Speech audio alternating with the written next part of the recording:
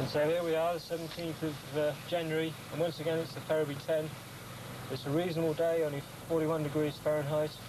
There's a slight southwesterly breeze, cloudy sky, cool conditions, but I can assure you the competition will be pretty hot for this traditional January classic 10-mile race. I have already spotted Max Colby. He's been around more years than he would care to remember, but he'll still be well up there. Adrian Hill from City of Hull will be well placed. 21st in the Northern Cross Country Championships last week. One of the best positions ever for a City of Hull. And the race is off. And as for the last few years, it starts down opposite Costello Stadium, taking a slightly different route, and it's still this 10 miles, 168 yards or whatever. Wondering if that's Ron Smith in front. I was told that he's been running well from Airedale. Mike Lake is well placed, number 80, just to the right.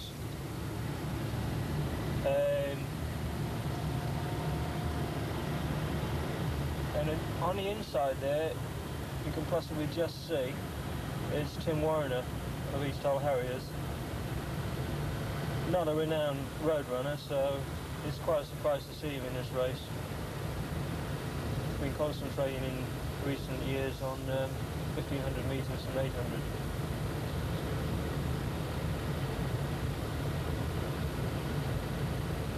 Mr. Chapman, maybe? Yeah, fine, yeah.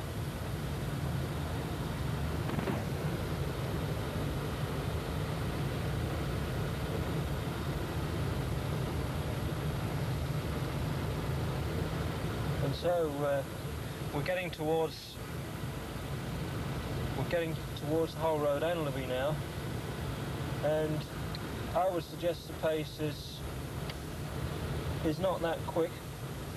There's a large bunch there, and the race has been on now for nearly half a mile, so it suggests that there's no major breaks being done here. Connoisseurs of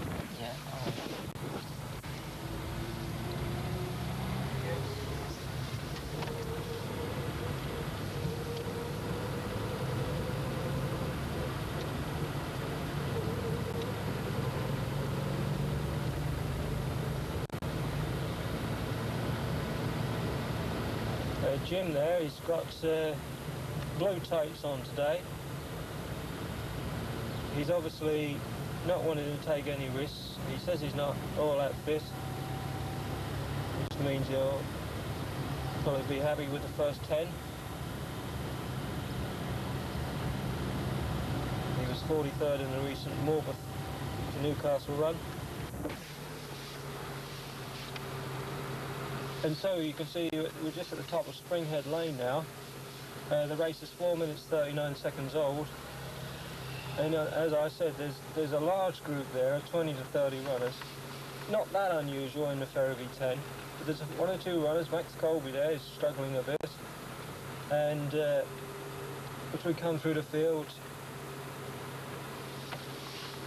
there's George Slater there, Terry Davis, quite a number of familiar figures.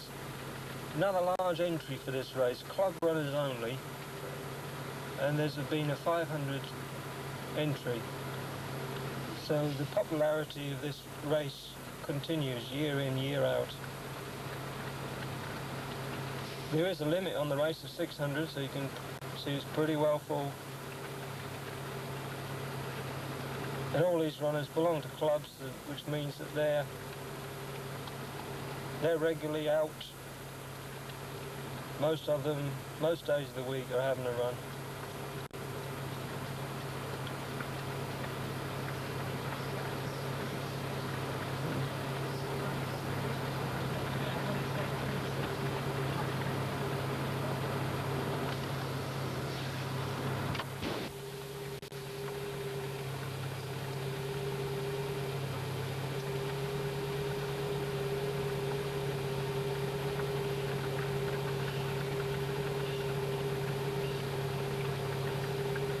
notices as we get nearer the rear of the field, more runners are taking a bit more precaution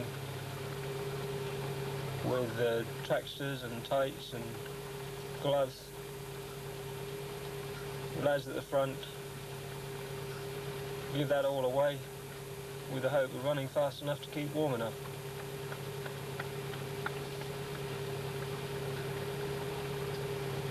It is possible to get pretty cold in these conditions. As I say, it's a southwesterly breeze, it's only 5 degrees centigrade. So, whereas it's not been the horrendous conditions of recent years, it's still pretty chilly. With a white hat there of Dave MacDonald.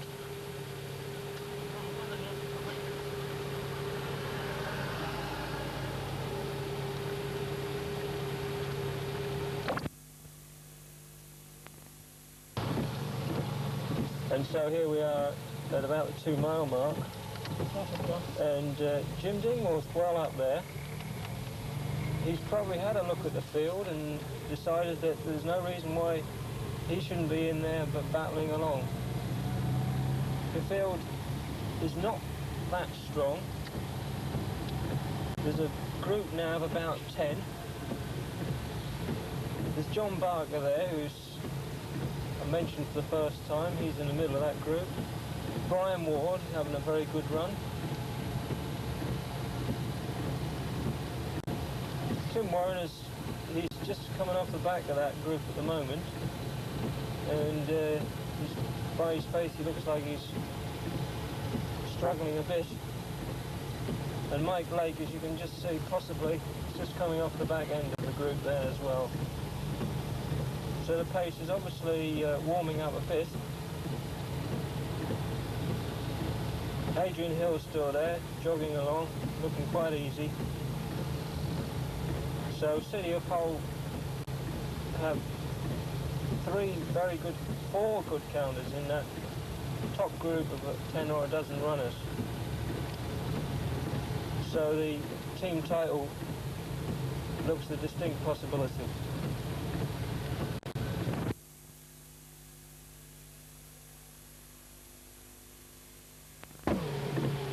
And so, I don't know if you can tell from the video, but the weather's turned distinctly wintry now, with a cold, driving drizzle.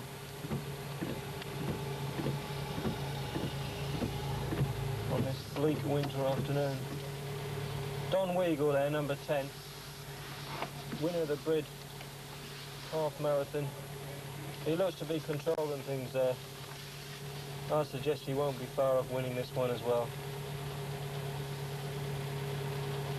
There's Mike Lake coming through there. You can see Mike's in about 20th position. Max Colby leading the next group.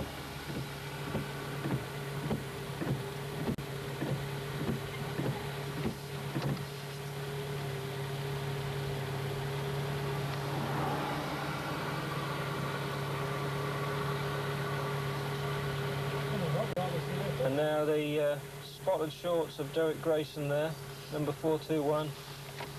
He'll be looking for a vet's prize. He's looking reasonably well placed for that as well. Mike Jackson, 282 Spartans there. And a solitary runner there, number 95 is George Slater. Not really his distance, but he's been training well lately. He's probably after a personal best today. But I'm suggesting that this turn in the weather is going to dampen many of those personal best performances.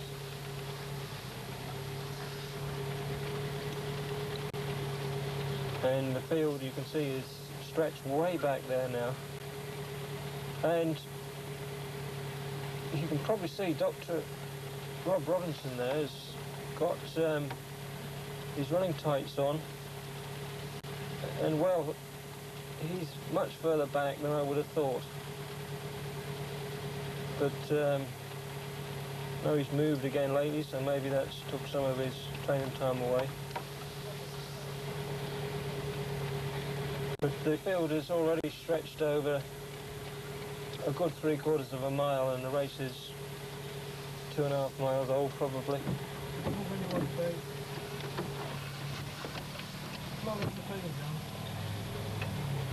And so the clock is now showing 15 minutes, 50 seconds.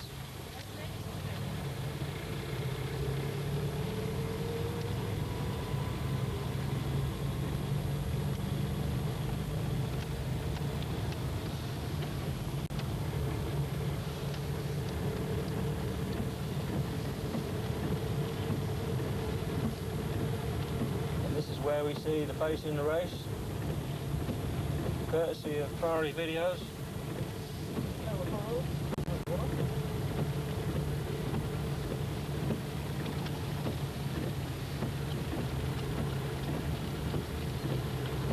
These recordings of the Ferriby 10 have been seen as far away as Ballycotton, Southern Ireland. And they look forward to receiving their copy each year. That is the organisers of the famous Ballycotton 10. They're very interested to see the races in England, and their knowledge of English runners is nearly as great as our own. There's Rob again.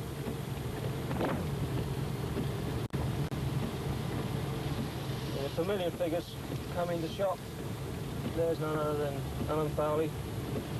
Wave of the hand in case you can't recognise him with his headband. Purple vest though, so that's another way of identifying them. There's a Shane Page there. I'm sure Alan's got him in his sights, and he's got his usual pained expression there as we climb this mountain.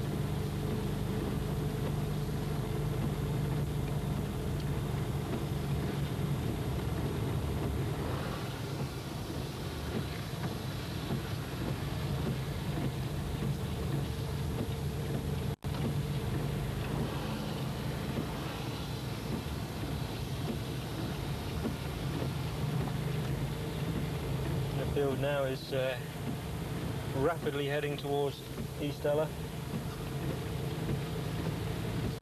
and that is a close-up of one of the main movers of this race. Rob there will be getting all the results computerised and sent out at his insistence to all finishers. A nice touch.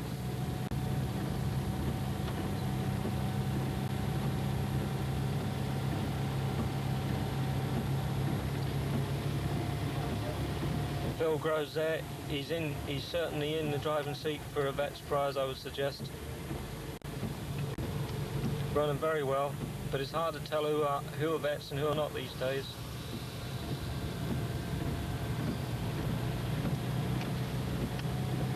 And in the next group there is Stuart Shellcross. Well, Stuart, as far as I have memory, serves me well. He's been second or third in this race. He's run just over 50 minutes. He's not going to do that today.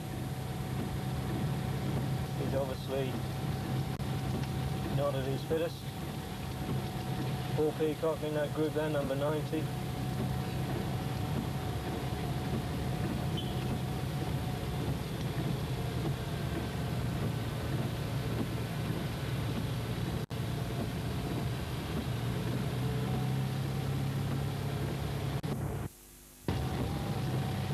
Number 201, Grimsby lad, not sure of his name. They're beginning to look just a bit like drowned rats now. It's raining quite steadily, and I would imagine those without long sleeve tops will be regretting it now. And you get an idea of the severity, test and severity of this course with that shot of the hill there.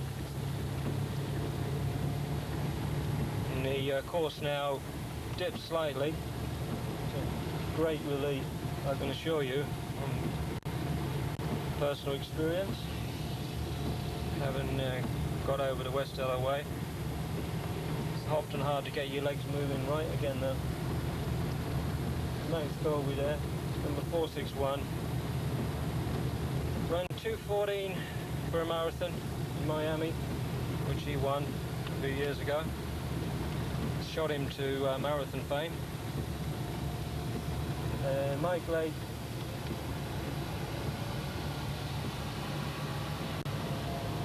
And a gentleman from the university, from Crawley.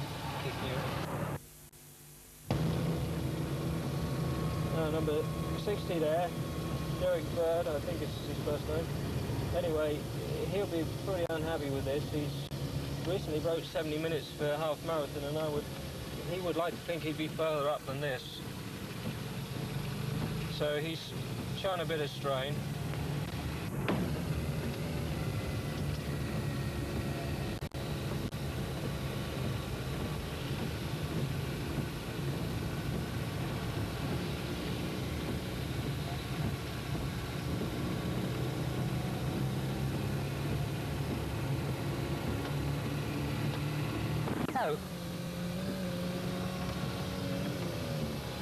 Jim there's been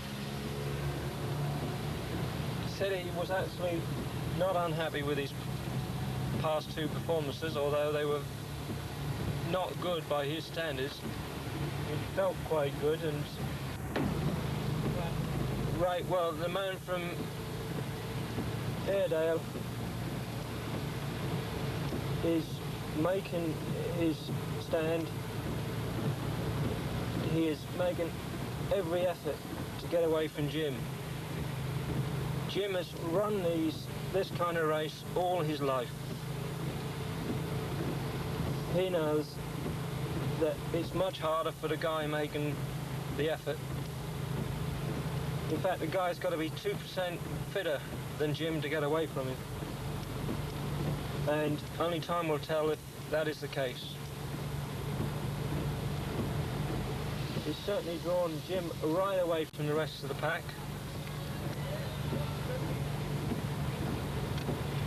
But in that next group of four just beyond, you can see Brian Ward running very, very well. To go left here or straight up? Straight up. Yeah.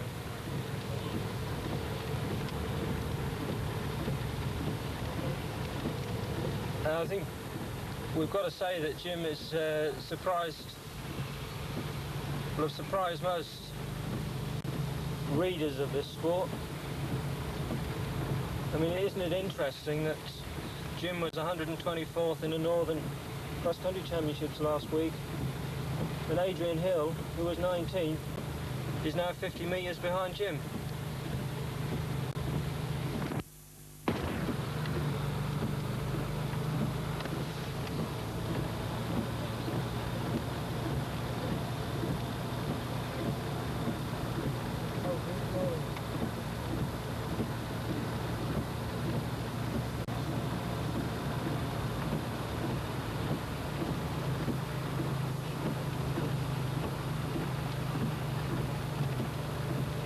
Jim's taken the lead now. He's obviously feeling very confident.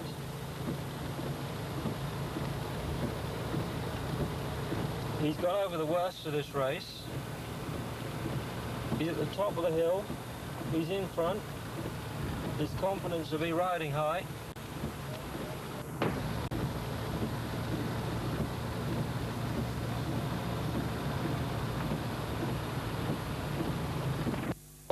So, as we head into the corner of Westleys Road, we see that Jim has now took the lead and is trying to shake his dowdy opponent.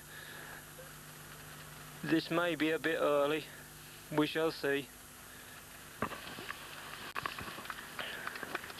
Nasty corner that. You can see the hair locked together in this little battle.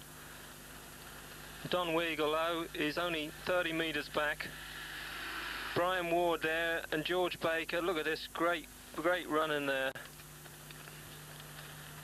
And Adrian Hill. So that's four City of Hull in 8 runners. I think that's really great. So now there's a gaggle of runners from Grimsby, Paul Clark, and Tim Werner has done really well. He looked like he was going to be right off the back. He's obviously got a good background of fitness because he's hanging in and he's running very well. Could be one of his best ever performances.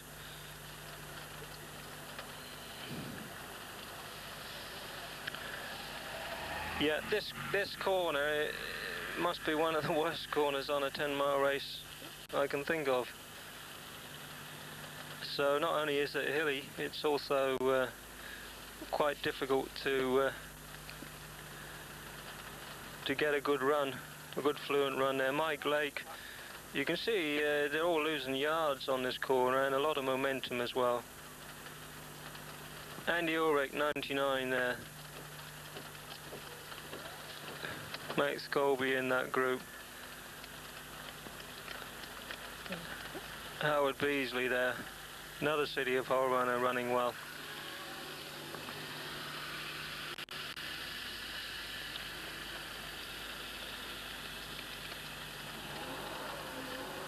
And so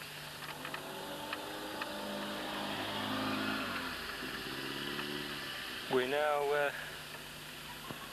after watching these few runners, we'll need to pick the front action up again. Derek Grayson there going round. He's sure to get noticed with those shorts. Right, so we'll join up with the leaders to see how the action is going.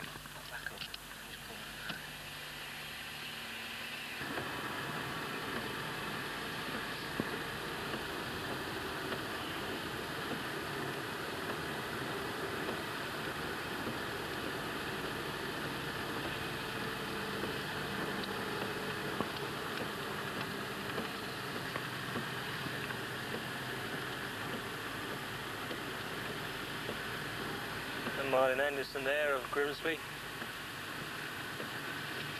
Another runner who's been around for years and years, it seems.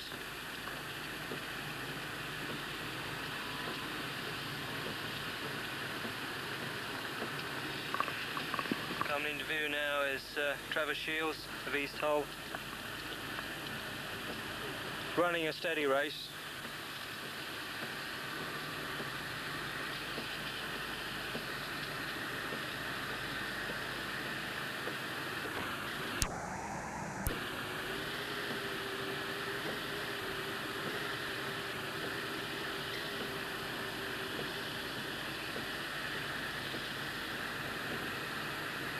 So we're now on Kemp Road in Swanland. The race is now 33 minutes old. The race now takes a right turn down Tranby Lane. Martin Farrell there was watching the race. He would usually be partaking.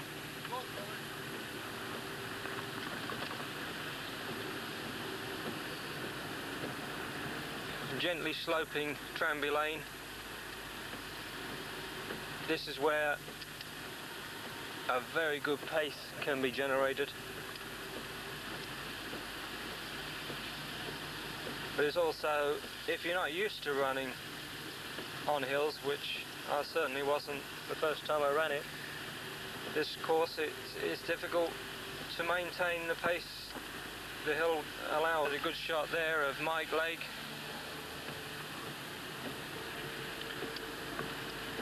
Mike is on his own there. He's having to fight his own little battle without a lot of help. Keith Newton there, he's isolated as well, although he's probably aware of Mike Lake's presence not far behind. His athlete there, number 314.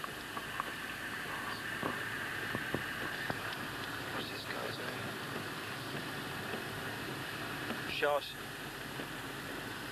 He's certainly run better than he is running today, but he's still running pretty steadily. He's not that far off the leaders.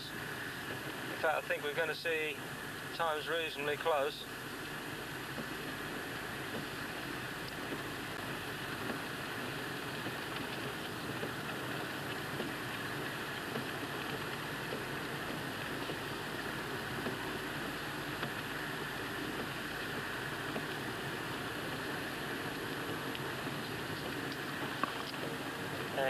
John Barker there. He's certainly run this race more times than I can remember.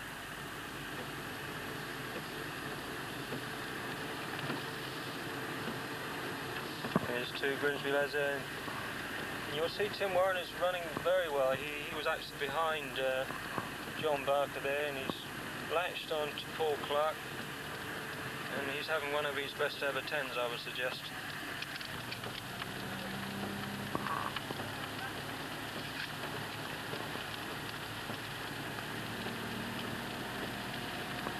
This group we have two teammates locked in battle, Adrian Hill and Brian Ward,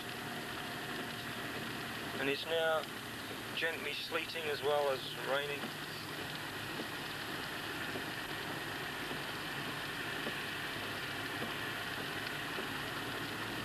And in 5th place there you'll see George Baker. Said he wasn't all that fit, but he's in 5th place in the Ferriby 10. I wouldn't mind not being all that fit. Don Weagle there, who I thought might have made a challenge for the race. He's in 4th place, and the gap between the two leaders is now 100, 150 metres.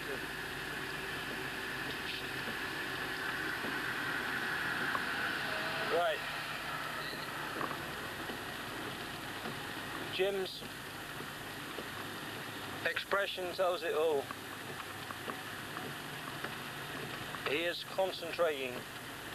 He's having to concentrate because this is a remarkable run on his recent fitness.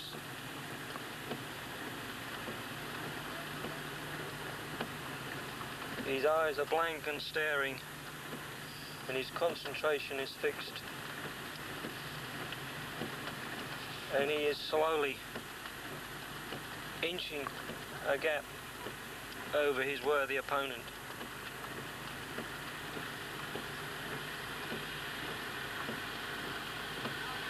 Well, I suggested that with him wearing tights, he wasn't serious about this race. What more can I say about pundits? So it's 42 minutes to run. Less than 10 minutes left to run. And Jim has got a gap. It's not a tremendous gap, but should his opponent get with him, then a withering kick is in store for him. So Jim's looking a bit anxious, but he's there. He's got a lead of 40 metres, and the lead over the next two runners, including Don Weagle there, is nearer 90. So first and second are sorted out, and you just see George Baker there. He's settled in 5th place. Don't see a lot of change there. But who's going to be 6th? There's 4 runners in contention there for 6th place. 2 of them from City of Hull. So that would 6th to 9th, and then when the 10th, 11th and 12th runners gone through, we will have to make our way to the finish. And they include Paul Clark, another Grimsby runner, and Tim Warner running a great run there in about 12th place.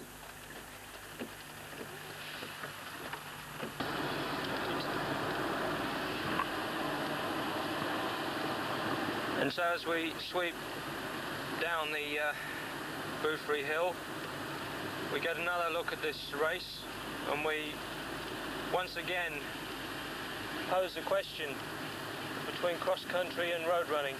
Adrian Hill there, you'll see in that group, he is now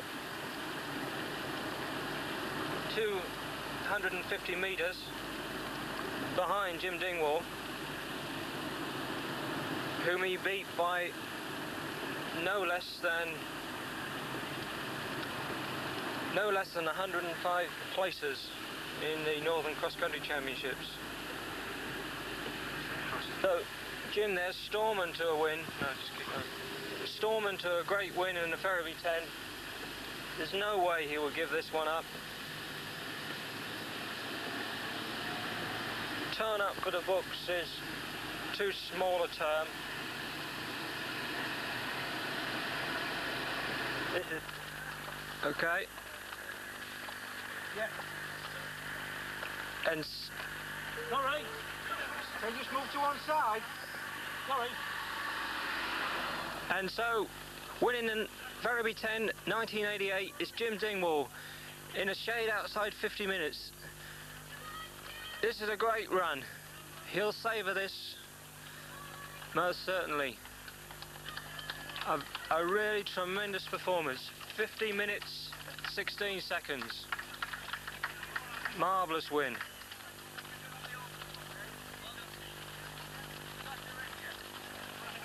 Second place, number 322, Airedale.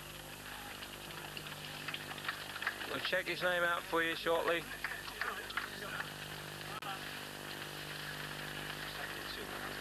And third place here, another out of town runner, number 326. Finishing very strongly indeed in 50 minutes, 50 seconds. Don Weagle. Fifth place, fourth place, 50-57. George Baker, just outside 51 minutes, 50 minutes and 3 seconds. And Adrian Hill's made a great run. He's got that sixth place for himself. Number 71, Adrian Hill, running a great run in 51 minutes, 16 seconds. 51 minutes 20 for Brian Ward. In 8th place there. City of Hull have obviously wrapped this team award up yet again. Some runners here looking very fresh and strong. Paul Clark there, characteristics, rolling style there. 51.42. Great run by Tim Warrener. Best ever, I would suggest, 51.47. From Chris, Colin. Oh, right, thanks a lot. Yeah, thank you.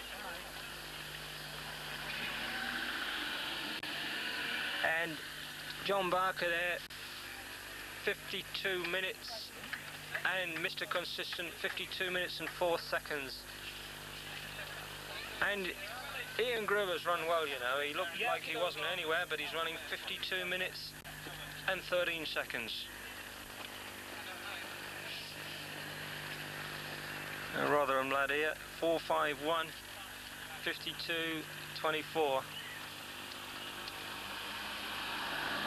Keith Newton, 52.31. The good times today. Although unpleasant weather, not bad for running. Mike Lake there in 52.40. 52.41 there for Andy Ulrich.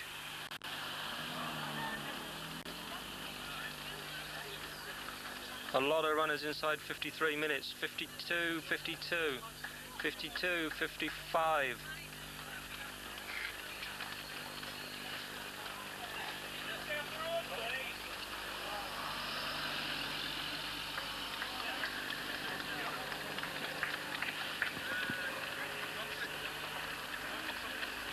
So a notable runner just coming through after the Selby man, 461 Max Colby, 53.19.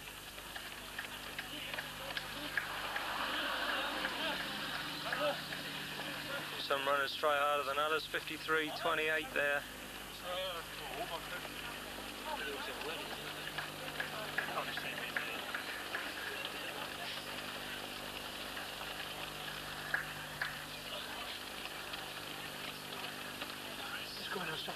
Stuart Shellcross there, not running that badly after looking well down, 54.20. And Derek Grayson there, 54.25. Trevor Shields there, same sort of time. Phil Groves there, 54.36.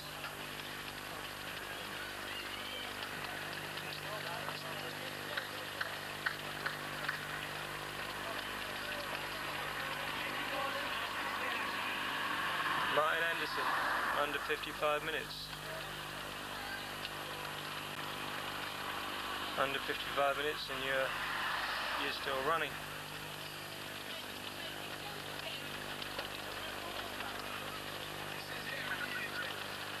Paul Peacock there in 55.12.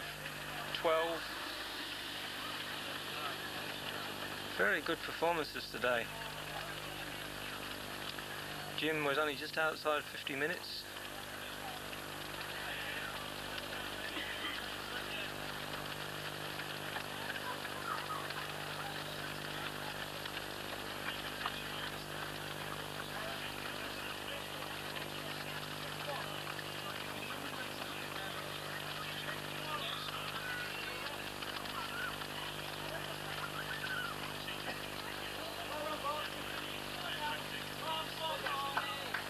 Bob Mahoney just finishing there in 55.53.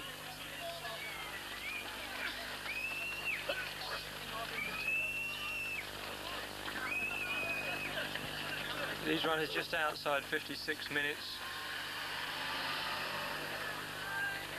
And George Slater here, he's piling in, PB without a doubt, 56.12.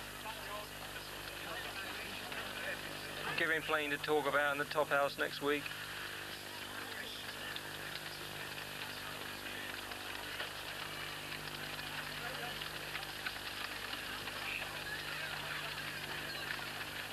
Yeah, it's getting a bit miserable out there.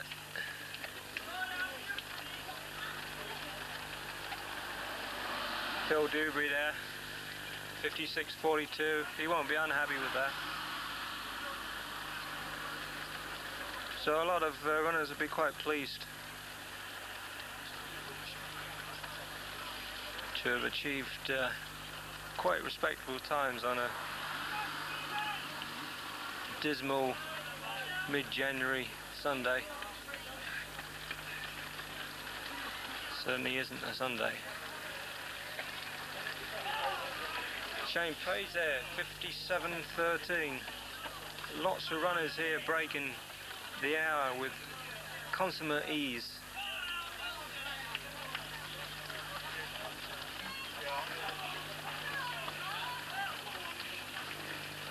And even Rob Robinson's obviously pacing himself brilliantly, 57.34. So he didn't look like he had a chance of a time like that.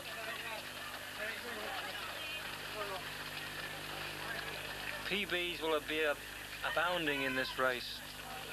Mal Burton there, 57.51. And Alan Foley there, 58.01. Clearly inside the old hour, without any doubt at all. Alan's now on a grand total of 40 miles a week.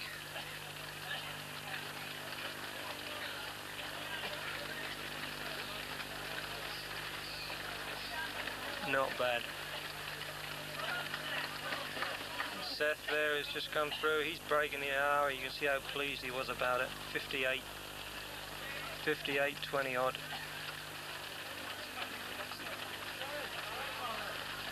Yeah, and as we head towards the magic hour, we head towards the end of this recorded highlights of the Ferriby 10 1988. You can see everyone's pleased, they're thumping the air. They've got just one more minute left. Who's going to make this last minute just to squeeze in the hour? Are we going to have a few more? We're getting lots of runners now. Just breaking the hour. 59.10 we're showing now. And we've just, while in the last few seconds away of this broadcast there, Mike Vickers, 59.20 is always. Mike Baggett there, 59.24. He's pleased it's finished, but at least he has the consolation of being under the hour. Everyone's eagerly checking their watches now, because this is all that matters now. Position's not important. Just 20 seconds left now. And First Lady comes through.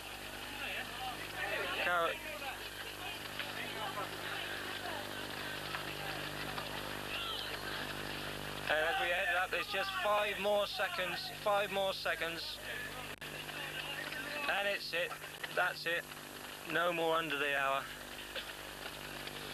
Now they can relax because it's another minute now.